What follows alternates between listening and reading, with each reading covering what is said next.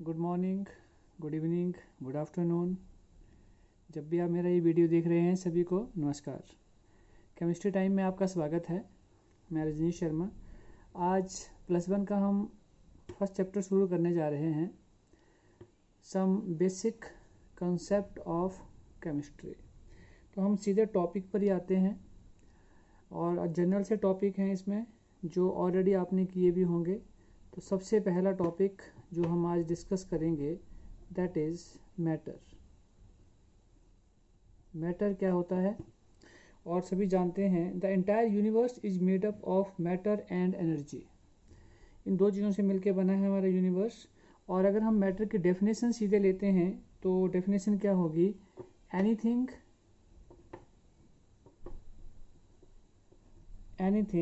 That has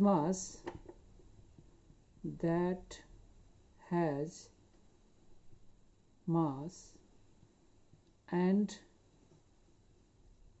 occupies space is called matter.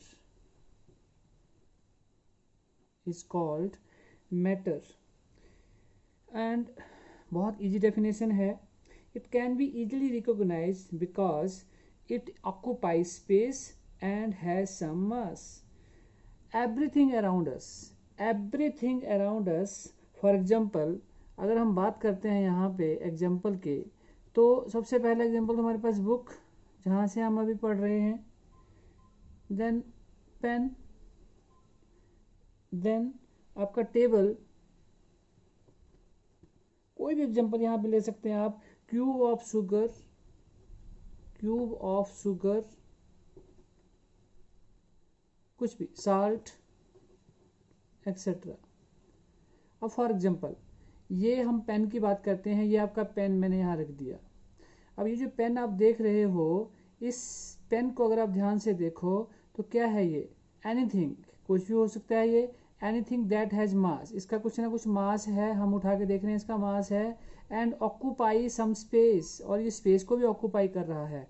तो therefore ये क्या हो गया? दिस इज मैटर, ये एक मैटर है। अब टेबल को आप ले लो, बुक को आप ले लो, सभी चीज़ें क्या करती हैं? उसका मास भी होता है और वो स्पेस को भी ऑक्यूपाई करता है। तो हम सिंपल इसको बोल सकते हैं कि जो भी ऐसी चीज़ है जिसका मास है और वो स्पेस को ऑक्यूपाई करती है, दैट इज मैटर, उसे हम बोलते हैं मैटर। नाउ अब हम मैटर जो है उसको हम क्लासीफाई कर सकते हैं। तो क्लासिफिकेशन हम बोल सकते हैं, it is classified into 2 types. दो तरह से हम इसको क्लासीफाई कर सकते हैं, 2 टाइप्स। तो ए पार्ट है इसका physical classification of matter and the second is B part, इसको फिर हम डिटेल में करेंगे, chemical classification of matter. Same आ गया यहाँ पे। तो अब हम 1 बाय 1 दोनों को डिस्कस करते हैं कि ए क्या है, फिजिकल क्लासिफिकेशन ऑफ मैटर, और बी क्या है, केमिकल क्लासिफिकेशन ऑफ मैटर। तो अब हम बात करते हैं पहले की, that is physical classification of matter. तो ये जो आपका फिजिकल क्लासिफिकेशन है, ये किसके ऊपर डिपेंड करता है? Depending upon the physical states of matter. और सभी जानते हैं, आपने लोअर क्लासेस में पढ़ा है, फिजिकल स्टेट्स ऑफ मैटर होती हैं 3 हमारे पास, solid, liquid and gases. State. अब हम 1 बाय 1 डिस्कस करते हैं तीनों ही स्टेट को। ध्यान से समझना है आपने। पहली हमारे पास आ जाती है सॉलिड स्टेट। बहुत इजी है ये। मैं सिर्फ 2 वर्ड लूँगा यहाँ पे और उन 2 वर्ड के साथ ही हमारी डेफिनेशन यहाँ क्लियर हो जाएगी। एंड दैट इज, ध्यान देना आपने यहाँ पे, shape and the another one is volume. ये 2 वर्ड अगर आपको याद हो जाते हैं तो आपको डेफिनेशन आ जाएगी सॉलिड, लिक्विड और गैस की। अब हम सबसे पहले बात कर रहे हैं सॉलिड स्टेट की। हमने बोला है दो शब्द अगर हमें याद हो जाते हैं, शेप एंड वॉल्यूम, तो हम लिख सकते हैं डेफिनेशन ऑफ सॉलिड। तो सॉलिड की डेफिनेशन क्या आ गई? ए सॉलिड हैज ए, ये वर्ड याद रखना है, डेफिनेट शेप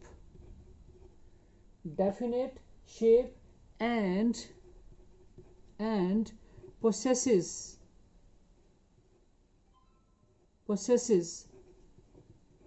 definite volume। ध्यान दिया आपने, शेप एंड वॉल्यूम। और एक वर्ड यहाँ पे जो हमने यूज किया है बार बार, जो आपको मैं बोल रहा था, डेफिनेट। डेफिनेट का मतलब होता है सेम, या हम बोल सकते हैं फिक्स्ड। कोई भी ऐसी चीज जो हम सॉलिड बोल रहे हैं जिसकी शेप क्या हो, सेम या फिक्स्ड, और वॉल्यूम भी क्या हो, सेम या फिक्स्ड, तो उसे हम नाम दे देंगे, वो क्या रहेगा आपका, सॉलिड। अब सबसे बेस्ट एग्जांपल है इसका, फॉर एग्जांपल हम अभी बात करते हैं वुड, टेबल, वुड हो गया, टेबल हो गया, कॉमन साल्ट, अभी हम ऊपर बात भी कर रहे थे, कॉमन साल्ट एक्सेट्रा। अब क्यों बोलेंगे हम इसको ऐसे? अगर आपका कोई टेबल है तो ऐसा तो कभी नहीं होता है कि उसकी शेप या वॉल्यूम रात को कुछ और होता है और सुबह कुछ और हो जाता है। ऐसा कभी नहीं होता कि वो चेंज करता है, सेम रहता है वो जैसा है। आपकी वुड है, लकड़ी है, जैसे सुबह आप देखते हो वैसे ही शाम को होगी। आपका कोई दरवाजा है, कोई डोर है, वो सेम रहेगा। तो उसकी जो शेप और वॉल्यूम है वो क्या रहता है, डेफिनेट, मीन्स फिक्स्ड या सेम हम बोल सकते हैं। तो उस चीज को हम बोलेंगे that is called solid state. तो वो आपका हो गया सॉलिड स्टेट। अब हमारे पास दूसरी डेफिनेशन आती है लिक्विड स्टेट की। तो लिक्विड स्टेट की डेफिनेशन हम लेते हैं अभी। Second is, number 2 is liquid state. और फिर से वही दो वर्ड हमारे पास जो मैं बार बार आपसे बात कर रहा था, वॉल्यूम एंड शेप।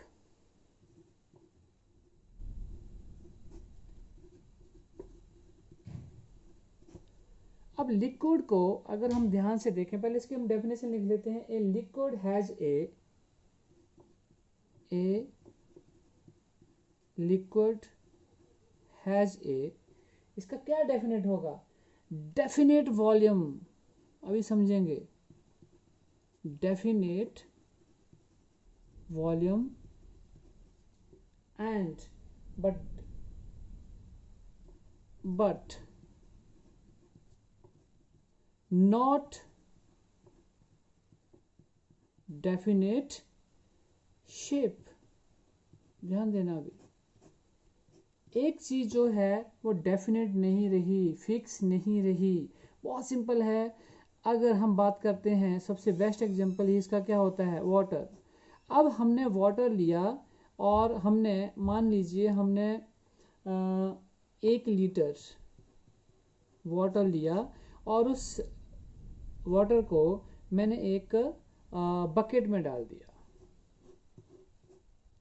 या फिर हमने उसको एक गिलास में डाल दिया और उसके बाद उसको हमने एक पाइप में डाल दिया। तो क्या हुआ, जो 1 लीटर था वो उसका क्या था, वॉल्यूम। वॉल्यूम क्या रहा, यहाँ पे भी सेम, यहाँ पे भी सेम, यहाँ पे भी सेम, इसलिए हमने क्या बोला, डेफिनेट वॉल्यूम। बट हमने बोला उसकी शेप। अब उसने शेप किस चीज़ की ले ली, जब हमने उसको बकेट में डाला तो उसने बकेट की शेप ले ली, जब हमने उसको गिलास में डाला तो उसने गिलास की शेप ले ली, और जब हमने उसको पाइप में डाला उसने पाइप की शेप ले ली।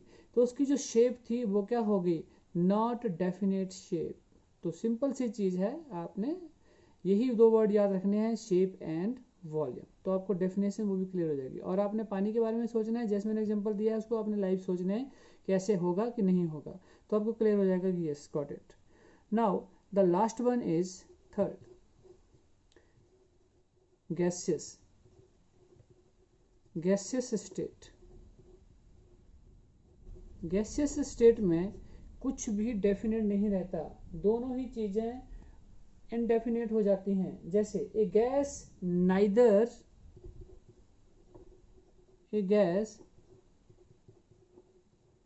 नाइदर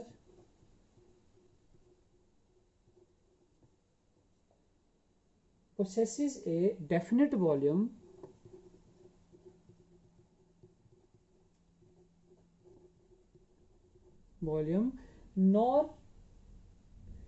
nor a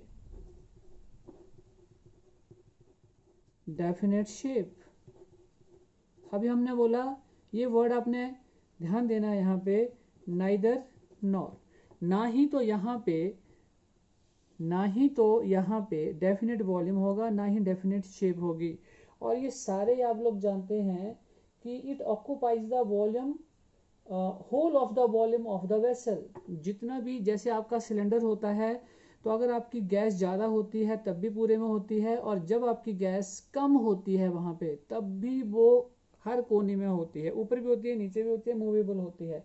तो उसकी जो शेप है वो डेफिनेट नहीं होती है, और ना ही उसका वॉल्यूम जो है वो उसका डेफिनेट होता है। तो हम बोल सकते हैं कि जो गैसेस होती हैं, they have neither possesses a definite volume nor a definite shape.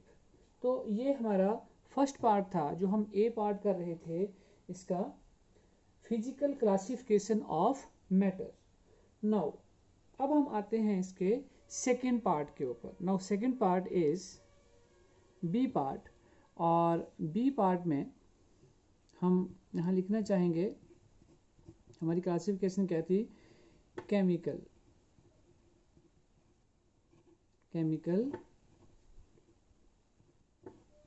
Classification of matter.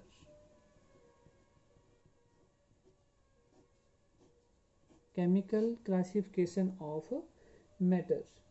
तो हम ये बोल सकते हैं कि matter is classified on the basis of chemical composition into 3 broad types. अगर हम केमिकल कंपोजिशन के ऊपर हम इसको डिवाइड करना चाहें तो हम इसको 3 पार्ट्स में डिवाइड कर सकते हैं। तो डिवाइडेड इनटू 3 टाइप्स, हम सीधा यहाँ कर देते हैं 3 टाइप्स में, और वन बाय वन हम इसको एक्सप्लेन करते जाएंगे। पहले मैं यहाँ ऊपर लिख देता हूँ। फर्स्ट है हमारा एलिमेंट, नंबर 2 है हमारा कंपाउंड, नंबर 3 है हमारा मिक्सचर। इनको हम अभी पढ़ेंगे तीनों को अलग अलग से। तो सबसे पहले अब हम डेफिनेशन ले लेते हैं। सबसे पहले हमारे पास है नंबर 1, दैट इज एलिमेंट। तो देखिए, आपने अपनी लोअर क्लासेस में एलिमेंट, कंपाउंड, मिक्सचर सब कुछ ये पढ़ा हुआ है, जनरल सी टर्म्स हैं ये। तो एक बार फिर हम इसको पढ़ लेते हैं। और आपने नॉर्मली पढ़ा होगा कि एलिमेंट जो होता है that is the simplest form of a pure substance. किसी भी प्योर सब्सटेंस की एक सिंपलेस्ट फॉर्म को हम बोल सकते हैं कि वो क्या हो सकता है, एक एलिमेंट हो सकता है। सो हम इसकी डेफिनेशन देखते हैं क्या होती है। It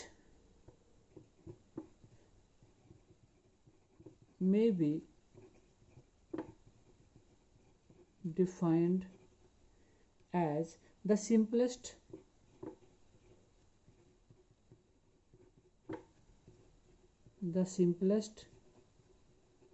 form of a pure substance which can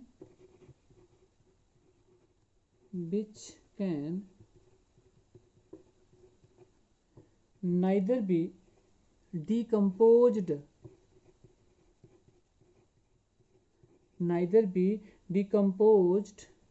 into nor built from simpler substances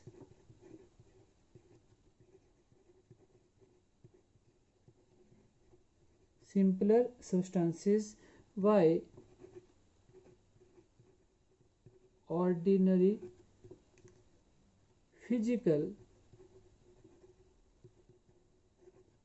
physical और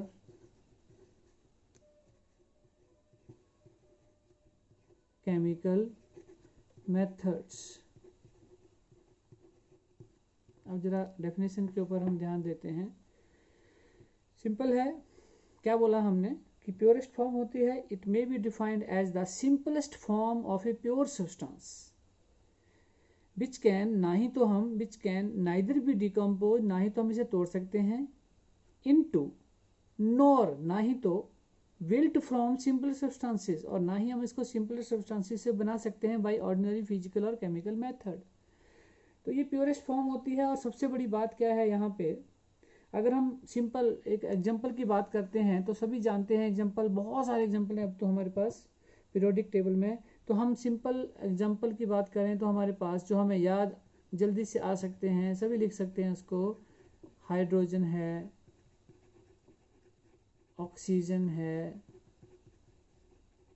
नाइट्रोजन है, एक्सेट्रा। तो there are 118 element in the periodic table. Periodic table में कितने एलिमेंट है हमारे पास?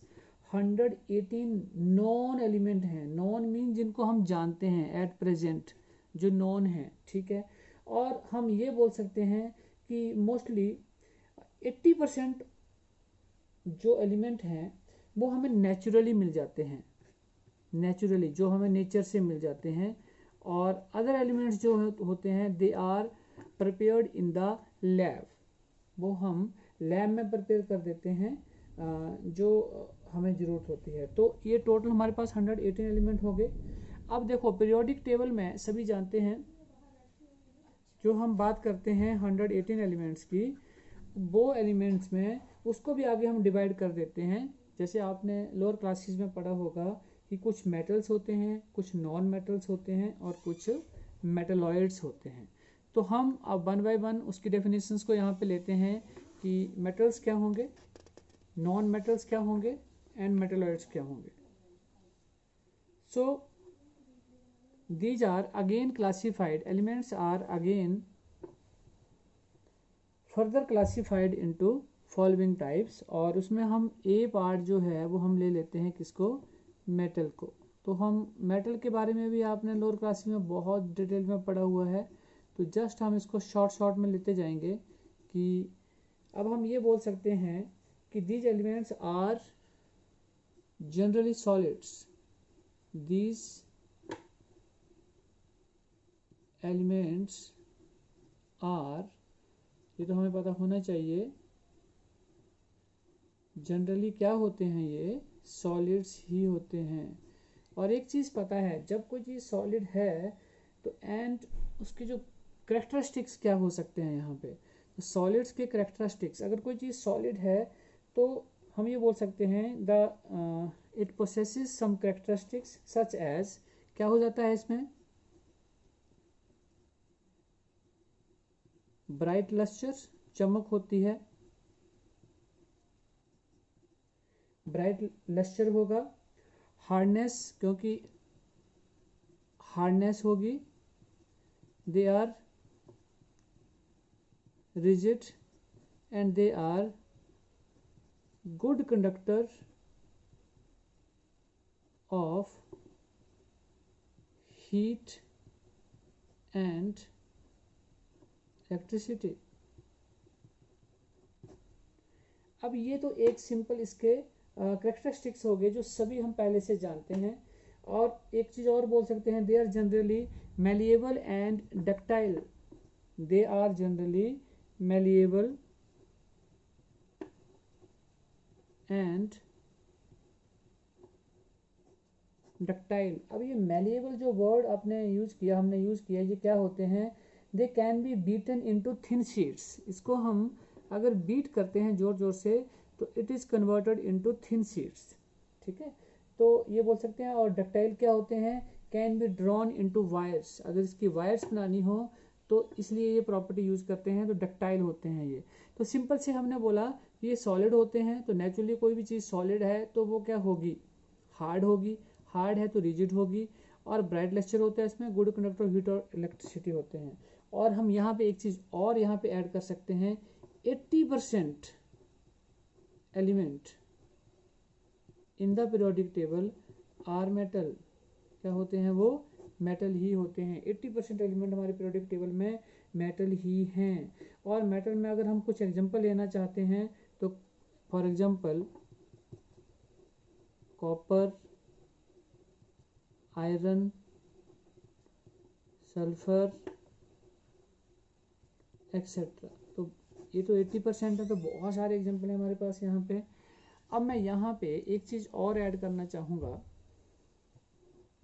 जो हमें बहुत आगे जाके हम यूज करेंगे, जब मैं आपसे कभी बात करूँगा, क्योंकि जब हम इनऑर्गेनिक केमिस्ट्री पढ़ेंगे तो वहाँ पे मेटल्स को हम कुछ और तरह से भी डेफिनेशन लेते हैं। तो हम ये बोल सकते हैं कि metals are those which lose electron easily. Metal वो होते हैं जो अपने इलेक्ट्रॉन को लूज कर देते हैं, इजीली लॉस कर देते हैं, उसे हम मेटल बोल देते हैं। अब आपने एक जनरल सा फॉर्मूला देखा होगा आपने, NaCl sodium chloride common salt का। अगर आप यहाँ पे देखो तो इसके ऊपर चार्ज आता है पॉजिटिव और इसके ऊपर चार्ज आता है नेगेटिव। ये भी हम आगे जाके डिटेल में पढ़ेंगे, लेकिन अभी हम आपको ये बता देते हैं कि यहाँ पे जिसके ऊपर पॉजिटिव चार्ज आएगा इट मीन्स उसने अपने इलेक्ट्रॉन का क्या किया है? लॉस। और जिसके ऊपर नेगेटिव आएगा उसने इलेक्ट्रॉन का क्या किया है? गेन। अगर इसने लॉस किया है तो इसका मतलब सोडियम जो है यहाँ पे वो क्या है? यहाँ पे मेटल। अब इसके बाद अभी हम क्या पढ़ने वाले हैं? Non metal. तो अभी हम ये क्लोरीन नॉन मेटल है, तो नॉन मेटल है तो ये हमेशा इलेक्ट्रॉन को क्या करेंगे? इसने लॉस किया है तो ये क्या कर रहा है? यहाँ पे गेन कर रहा है, तो ये क्या कहलाएगा? यहाँ पे नॉन मेटल। तो ये भी एक डिफरेंट चीज़ आपको याद रखनी है कि जब भी इलेक्ट्रॉन का लॉस होगा तो वो कौन करेगा? मेटल। और जब भी गेन होगा तो वो कौन करेगा? Non metal. तो ये आगे जाके हमारे काम आएगी डेफिनेशन, तो वहाँ जाके हम इसको ज़्यादा डिटेल में पढ़ पाएंगे। तो ये तो हो गया हमारे पास। अभी हमने पढ़ा मेटल्स, जो हम पढ़ रहे थे कि एलिमेंट जो हैं 118 हैं, और हमारा जो पीरियोडिक टेबल है वहाँ पे हम इसको करते हैं। अब हम बात कर रहे हैं यहाँ पे इसका बी पार्ट। बी पार्ट है तो अब हमें ए पार्ट हमने कर लिया है तो बी हमें वैसे ही आ जाएगा। नॉन मेटल, देखो नाम से ही क्लियर हो रहा है, जो मेटल नहीं है, नॉन मेटल जो मेटल नहीं है। तो अब हम वो सारी प्रॉपर्टीज हम लिखेंगे यहाँ पे जो मेटल ने बोली थी उसके बिल्कुल अगेंस्ट, ओपोजिट। तो हम बोल सकते हैं दीज एलिमेंट्स आर जनरली, हम क्या बोल सकते हैं? अभी वहाँ पे हमने बोला था लस्चर, तो यहाँ पे क्या होगा? Non lustre. वहाँ पे हमने बोला था ब्रिटल, वहाँ पे हमने बोला था गुड कंडक्टर, तो यहाँ पे हम क्या बोल देंगे? बैड, या फिर हम बोल सकते हैं poor conductor of heat and electricity. Poor conductor होते हैं ये। तो आपने ऑलरेडी लोअर क्लासेस में पढ़ा हुआ है सब कुछ, तो ये जो भी हमने ऊपर पढ़ी थी उसके कैरेक्टरिस्टिक्स उसके बिल्कुल ओपोजिट हो गया। और कॉमन एग्जांपल अब हम बात कर लेते हैं यहाँ पे एग्जांपल की। तो सभी जानते हैं कार्बन, जितनी भी हमारे पास यहाँ पे गैसेज आएंगी, कार्बन है, ऑक्सीजन है, नाइट्रोजन है एक्सेट्रा, ये क्या होते हैं? These are non metals. तो हमें नॉन मेटल्स के बारे में पता चल गया कि ये क्या होते हैं।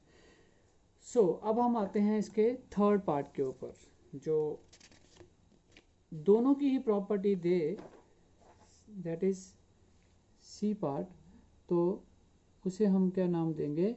मेटेलॉइड्स। मेटेलॉइड्स। अब हमने नाम से बोल दिया कि जो दोनों की प्रॉपर्टी देता है, these are the elements, these are the these are the elements which have characteristics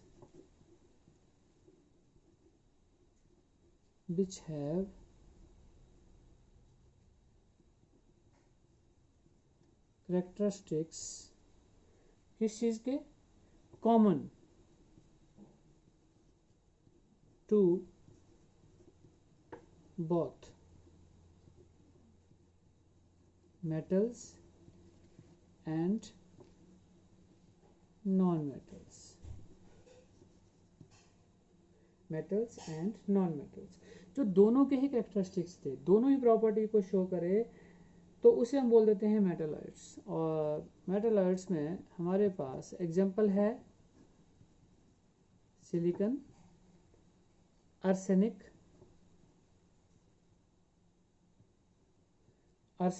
bismuth,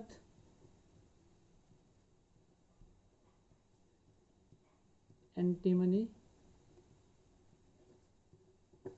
etcetera. तो ये कुछ एग्जांपल्स हैं हमारे पास, जो हमारे पास मेटलॉइड्स होते हैं, जो मेटल और नॉन मेटल्स दोनों की ही कैरेक्टरिस्टिक्स दे देते हैं कभी कभी, तो इसलिए हम इनको नाम देते हैं मेटलॉइड्स। तो ये हमारा पहला पार्ट केमिकल क्लासिफिकेशन का अभी यहाँ से फिनिश होता है, जो एलिमेंट का पार्ट था, जिसको हमने कन्वर्ट किया कि ये 3 पार्ट्स में होते हैं, मेटल, नॉन मेटल एंड आपके मेटलॉइड। अब इसका जो सेकेंड पार्ट है, जो हमने ऊपर बोला था कि इसको हम केमिकल कॉम्पोजिशन के ऊपर 3 पार्ट्स में डिवाइड कर सकते हैं, तो एलिमेंट्स किया हमने पहला, और अब हम मेन दूसरा पार्ट करने जा रहे हैं, that is compound.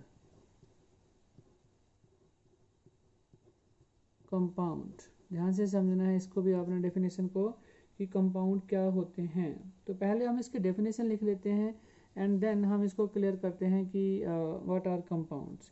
It may be defined as a pure substance। अब देखो नाम से ही क्लियर हो रहा है, ये प्योर सब्सटेंस होगा, containing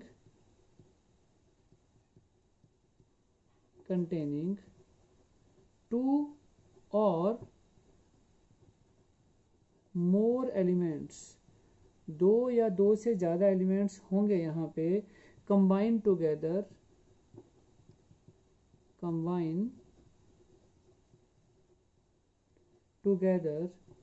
in a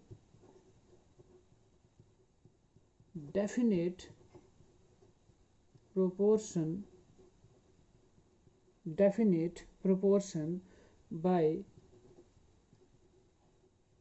mass।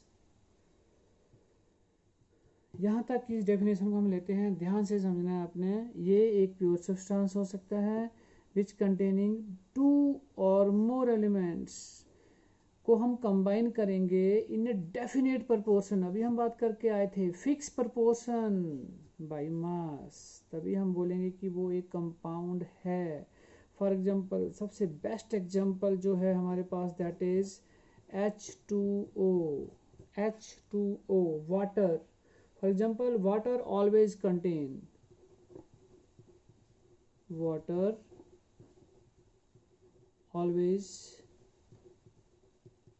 contain hydrogen and oxygen in the ratio of 1:8। ये है मेन चीज, 1:8।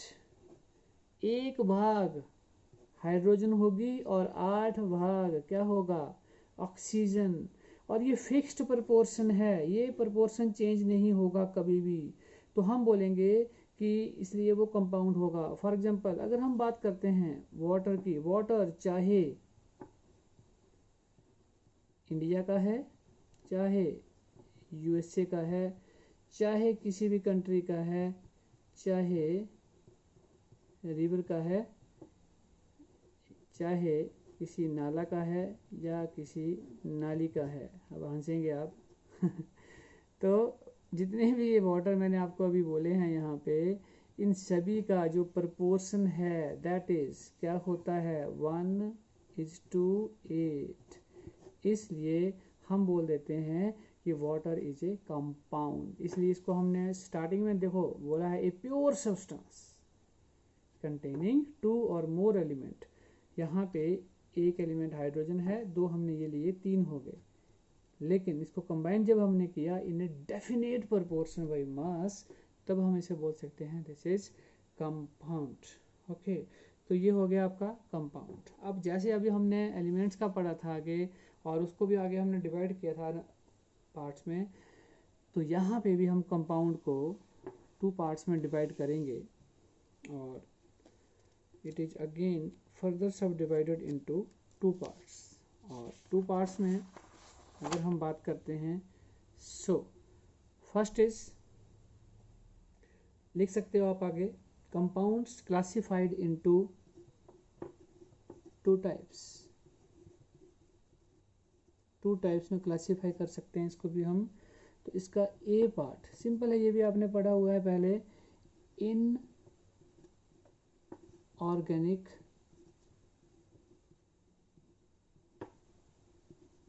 compounds.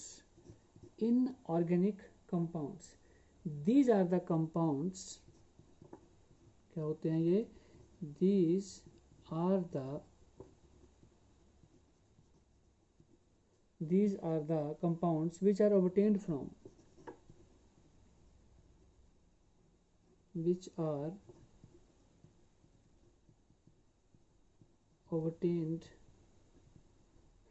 अब आपको ये चीज याद रखनी है, नॉन लिविंग सोर्सेस। सोर्स क्या है, नॉन लिविंग सोर्सेस। तो जहां से हमें नॉन लिविंग सोर्सेस से जो मिलते हैं उसे हम बोल देते हैं इनऑर्गेनिक कंपाउंड, सच एज, क्या हो सकता है यहाँ पे, रॉक्स, क्या आ गया, रॉक्स, मिनरल्स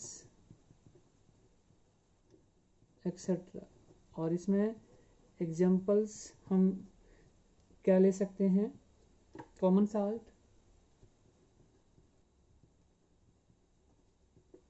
साल्ट, मार्बल जो आप यूज करते हैं, washing soda,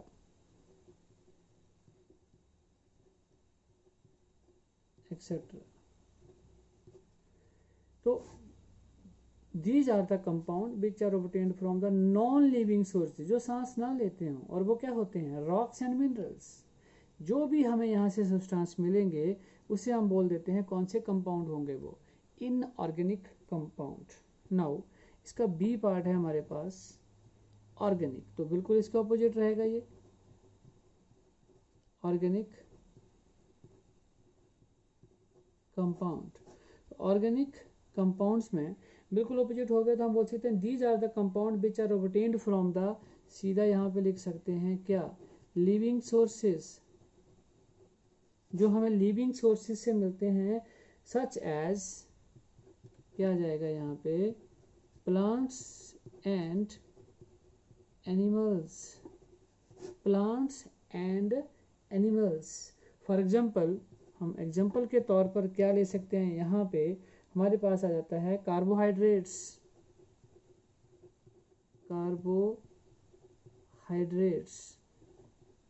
oils, fats, proteins etcetera. ये सारी चीज़ें हमारे पास आ गई यहाँ पे। क्या, बड़ा सिंपल सी बात है, जब कोई भी 2 डेफिनेशन आपको ऐसी मिलेंगी केमिस्ट्री में, फिजिक्स में, कहीं भी, तो आप अपोजिट कर सकते हो। जैसे हमने मेटल और नॉन मेटल किया, तो मेटल की अगर हमें कैरेक्टरिस्टिक्स आते थे तो नॉन मेटल के हम वैसे आगे। तो यहाँ पे जैसे हमने अभी ऊपर किया था इनऑर्गेनिक कंपाउंड, तो उसमें हमने सीधा लिखा था कि जो नॉन लिविंग सोर्सेज से हमें मिलते हैं, तो यहाँ पे सोर्स क्या हो गया, जहाँ नॉन लिविंग था वहाँ पे लिविंग हो गया, और लिविंग है तो क्या हो गया हमारे पास यहाँ पे प्लांट्स एंड एनिमल्स। और इसके बेस्ट एग्जांपल क्या हो गए, carbohydrates, oils, fats and proteins etcetera. तो ये इसके एग्जांपल हो गए। अब थर्ड पार्ट आता है, वो हम अगले लेक्चर में करेंगे, दैट इज़ मिक्सचर। तो नेक्स्ट लेक्चर में मिलते हैं। Thank you very much.